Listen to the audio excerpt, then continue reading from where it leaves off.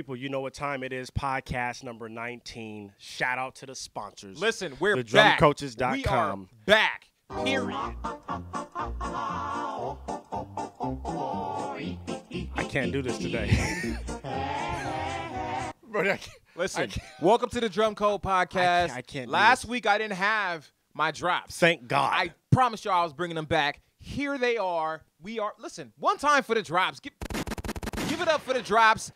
Give it up for the Drum Code Podcast. Let's get straight to the sponsors. We don't have time. You are wasting time. We don't have time. You Let's are get wasting- straight to the sponsors. Bro, Q, okay? That's what I'm going to say. I wish I could say the words, Brody. I wish I could. Let's go. I can't.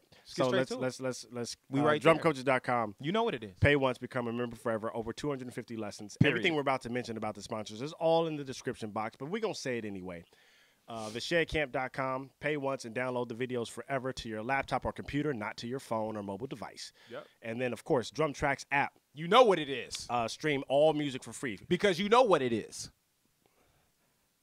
The app is free. And they know what it is. You got to stop. App is free. Streaming is free. Yes, Downloading individual tracks, that costs, but everything is 100% free to stream. Period. And it's 100% free to download just the app. So And again, if you stop have playing. any questions, just look in the description box. Because we get a lot of people asking us, what was the app called? Bro, that part. Well, it's the DrumTrax app, for one. And number two, it's in the description. There's links there. And once you do that, you will realize. That was easy. So we're not going to waste any more time. Let's get straight to the question. You got questions for us? I don't even know. Do you have questions for us? You're wasting time. From a previous podcast, There we shout go. out to Troy Davis. What's up, He Brody? asked this guy. Y'all he says here, and y'all can see it, it's on the screen. Y'all are hilarious, mainly Sticks. Damani's not that funny. He didn't say that. Could you guys He didn't say maybe that. can I finish? We're Well, running out of time. If you read it correctly. Could you they can see it on the screen. No. Because you know I'm going to screenshot his actual joint. They can see it on the screen. I wish you could put pictures in the comments because I put the real thing there. Could you guys maybe talk in depth about the different levels of drumming from being a beginner to an advanced drummer? Okay.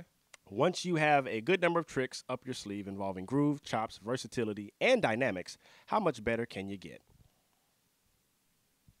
Okay. I'm going to let you start.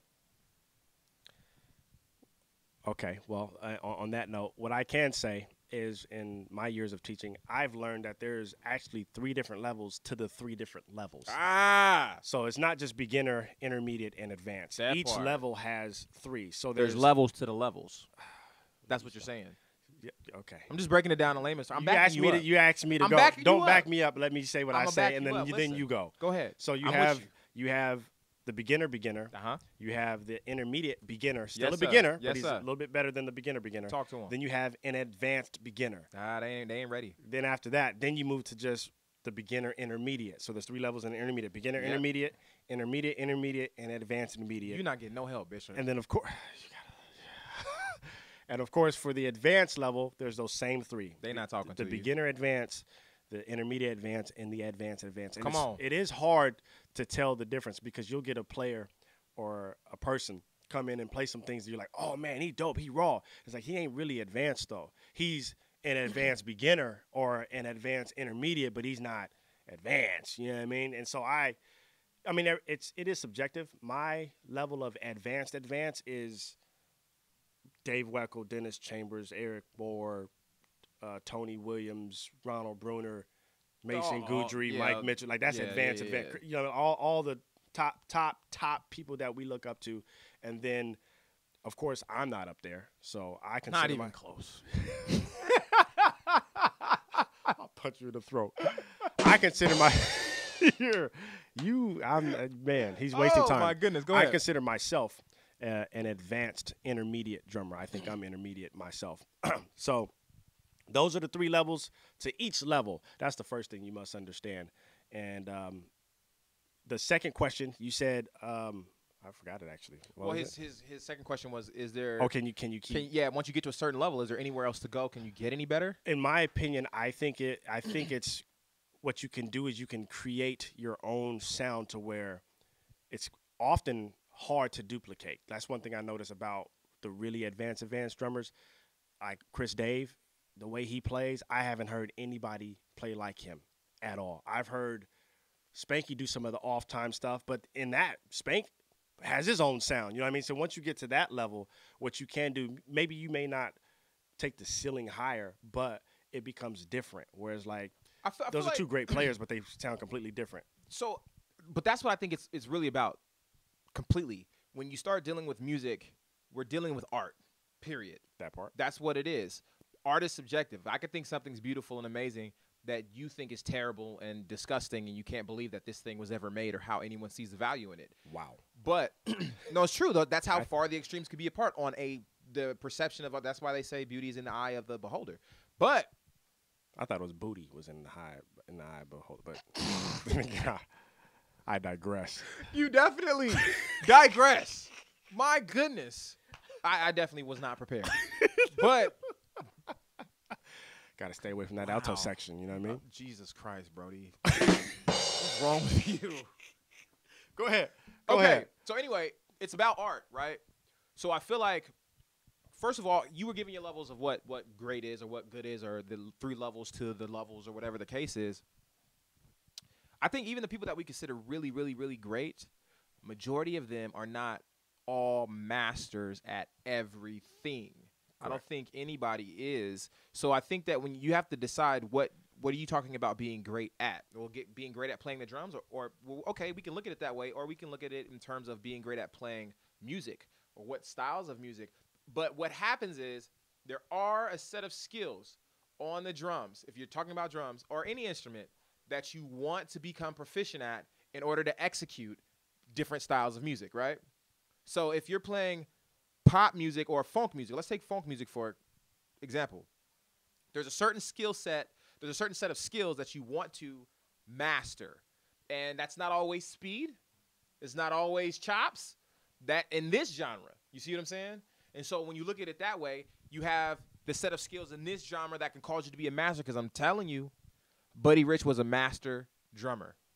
He had a set of skills that was mastered, but I don't know if it would have been the same if he was playing for James Brown back in the day. That's all I'm saying. So when you what do you think of Michael Jackson singing?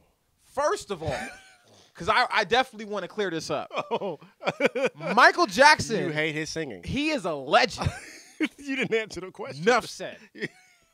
Michael Jackson is a legend. Enough said. Now, y'all heard it here first. He hates Michael Jackson. I never said that. 19 podcasts in. You still hate Michael Jackson. At what point did I say that? You just said it by not saying it. Brody, again.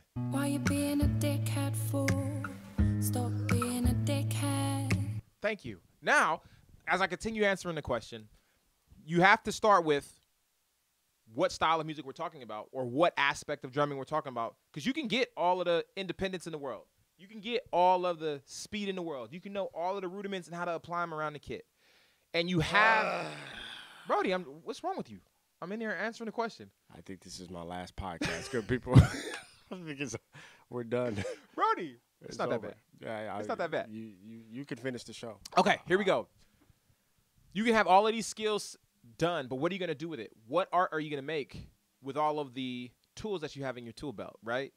And so at a certain point, I do think that it's about the art, creativity. And I think that as musicians, as drummers specifically, we get locked into what we were taught our role is, that we forget to be creative. So I think once you've gotten to a place where you have all of these skills and you have this freedom to move around the kit because you have speed, you know rudiments and you have them down, you know how to get around the kit, you have some independence, or you're a master at independence, whatever it is, now you actually can take the tools that you have and be creative.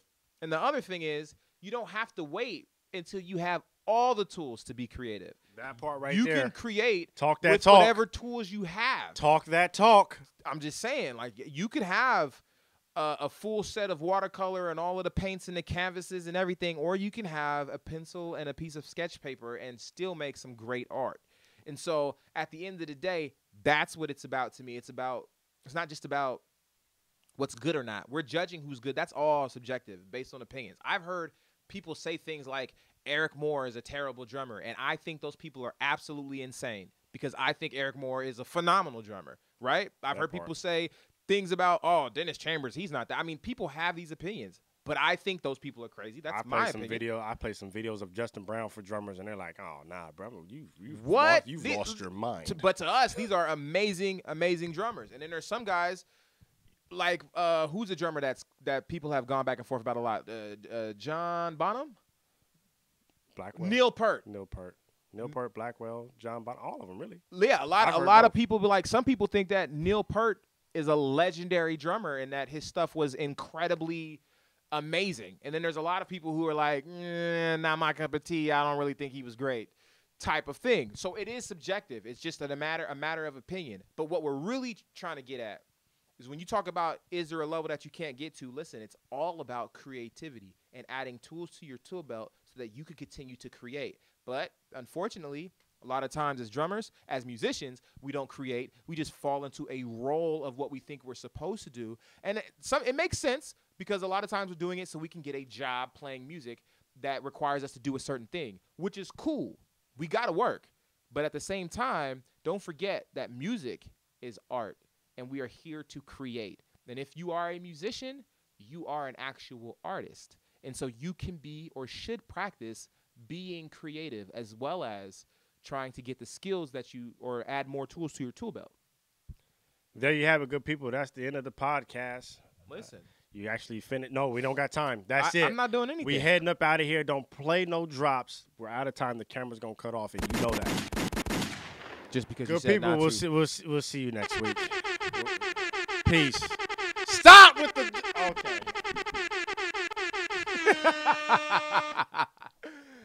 Peace.